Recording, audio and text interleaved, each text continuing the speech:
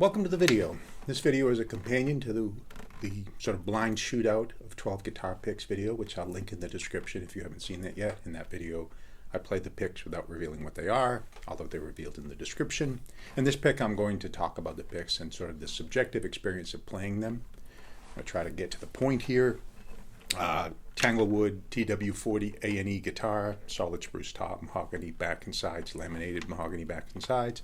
I'm recording on a Zoom H5, and please like, share, and subscribe. Leave a comment if you'd like to hear these picks on another guitar, a different acoustic guitar or an electric guitar, etc. All right, so let's get into it. So pick number one is a jazz size pick. It's a NYLPRO by D'Addario and 1.4 millimeters. It's got a great grip on it. If you lose drop picks on stage or playing, you'd have to kind of want to drop this pick to drop it. Tone wise, it doesn't stand out. Other than it, if you don't like a kind of real clicky thing, I think this would be a good choice. The nylon seems to not really create that sort of attack sound. I'm not really a flat picker, so I do more hybrid picking, and it works for what I do.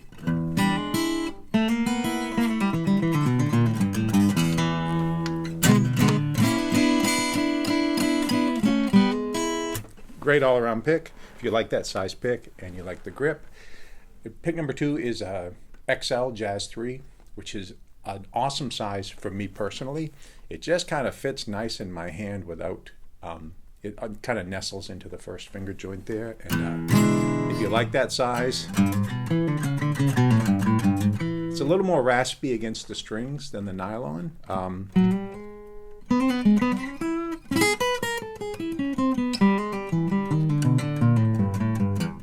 Currently we're in the key of E today. Great all-around pick. I love it a lot. Works for strumming. For me, works particularly well for the hybrid picking. Pick number three is Black Ice. And this is another D'Addario pick. It's 1.1 millimeter. It's a nice, soft texture. You can almost forget it's in your hand.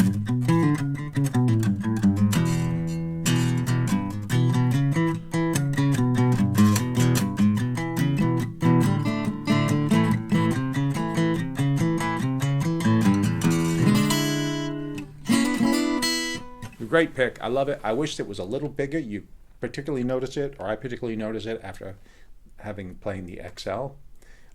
But it's a good all-around pick, and it blends well with the fingers. Here are the fingers. Here's the pick.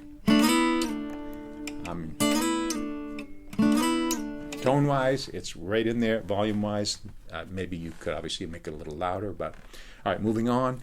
Pick number four is a mandolin pick. It's Acrylux 1.5 millimeter. I ordered a package of 3 of these. Immediately thought I'd wasted my money, but over time I've kind of grown to. It's a nice soft strum, but still retains that kind of clicky percussive element of it. So it maintains the percussive element without being super forward and bright. It's not comfortable to pick with, but it works great for hybrid. It wouldn't be an all-arounder for me. I wouldn't take it to a gig because I would want something different for picking stuff. But good all-around pick for, it's a good, not a good all-around pick, but it's a good pick for strumming kind of studio things. Pick number 5 is the Casein pick, which is $20. The previous pick, the mandolin picks, those are $5 a piece. This is a $20 pick.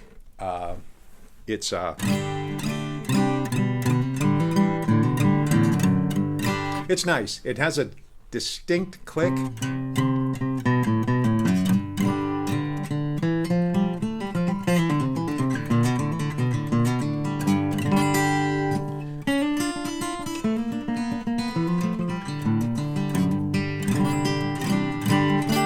But it is a great pick. There's no denying it. It's hard to say, like, is it 20 times better than another pick? I don't know, but what I like about it is it communicates a lot of high end without it being abrasive, but it also seems to communicate, I guess I would say it communicates kind of a balanced frequency response from the guitar. Pick number 6 is an Ultex. This is the thinnest pick of the group, and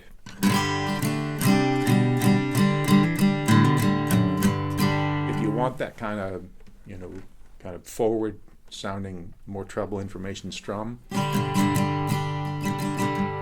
I think it's a great pick for that, which is why I have it, but I don't particularly like it for picking. If I do hybrid stuff, it just feels very forward and up front in terms of the pick note versus the fingers, and it's just not a comfortable pick for me for anything other than like if I'm strumming and I want that kind of very percussive forward attack.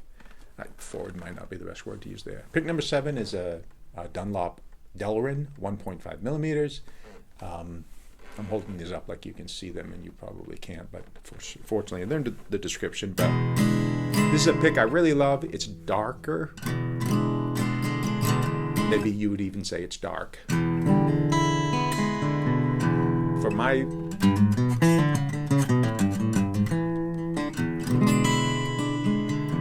I like it. It blends with the fingers. It has not a lot of string resistance. It's not very noisy. This next pick number, let's see, where are we at? 8 is a thinner version of that pick. It's 1.14 millimeters, and you can hear it has just a bit more high-end presence in terms of the sound. This is a really good all-around.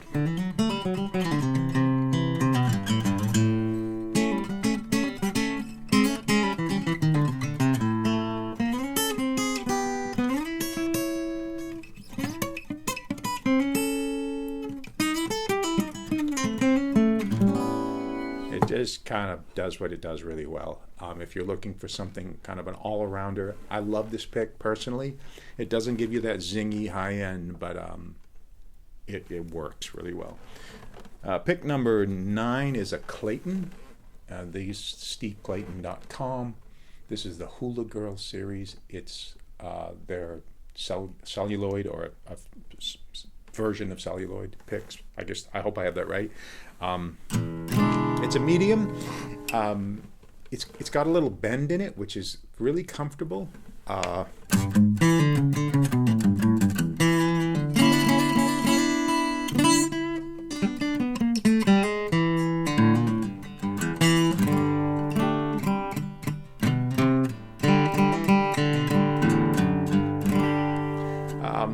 I would use it for strumming. I don't think it would be an all-arounder for me, but actually a great pick for great value. I think they're 75 cents a piece, like 12 for $8 or something like that.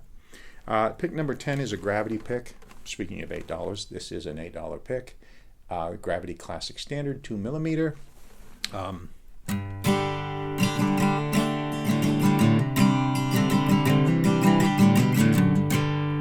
Nice pick.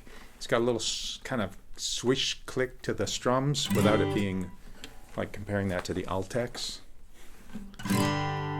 where you get a lot more of that click, at least to what I'm hearing from where I'm sitting. It feels very authoritative.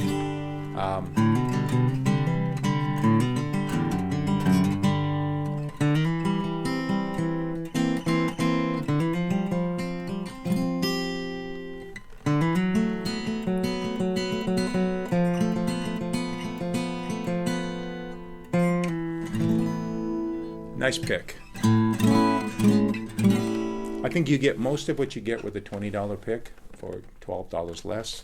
But just to quickly A-B them, here's the $8 pick. So I hope that didn't come through.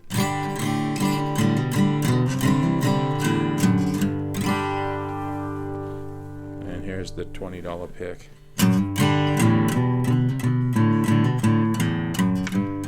Actually, I listened to them back to back. I guess there is a little something extra there, but it's really a matter whether you like it or not.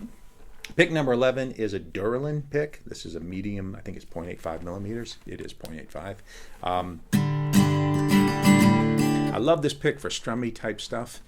It doesn't it's a soft attack, but it's medium, so it's not super. It gives you some of that. I hate to use the word scooped, but that's kind of the way it feels from where I'm sitting. Is it?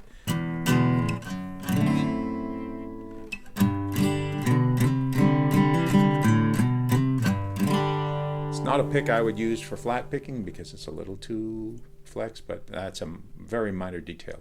Really great all-around pick. If I got to a gig and that was all I had in my bag, I'd be okay. And pick number 12 is an Ernie Ball Prodigy, 1.5 millimeter. This has a very sharp point. I'm hoping that camera's picking that up. And I don't think it was designed for use with the acoustic guitar. I bought a package of 6 of them and different shapes and sizes of this Prodigy series. And when I first got them, I was like, I'll just throw those in the trash. I wouldn't throw them in trash. I'd donate them to music school. But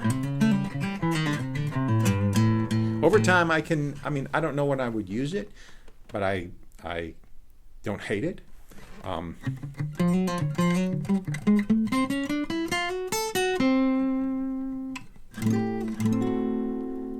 It's a precise sound, and I think if you're a shredder, this would be a great choice. It's articulate, I guess. It's hard to describe what it is. It feels like it lacks richness, but that's not necessarily a bad thing, particularly in like a recording situation where when we're playing the guitar, we want it to sound in a certain way when we're playing by ourselves, full sound, but a lot of times in a recording situation, you don't want all that sonic information. And obviously a guitar pick is a great EQ for that. You can get different sounds, which is why it's nice to have a number of them. So I guess the question would be, is it worth the $20 or $8 or $5 for an individual pick? And, the first response is, if you listen to it and you're like, wow, that's the sound I've been looking for. Yeah, it's totally worth it. It'd be worth 5 times that. If you are looking to get the pick because it'll magically fix some kind of problem that might need to be addressed with practice, it's not going to fix that, and you still have to practice, obviously.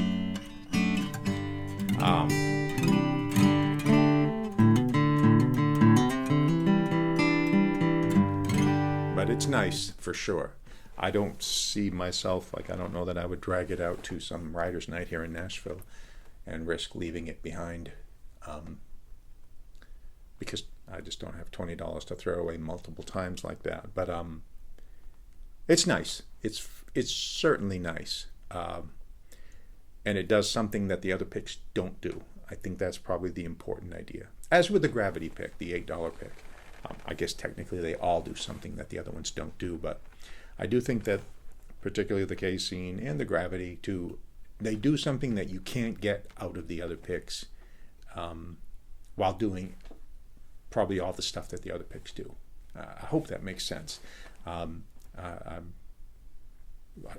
hope that's helpful. Anyway, again, please like, share, subscribe, comment if you'd like to see a video like this with another guitar, an electric guitar. And I hope you have an amazing day.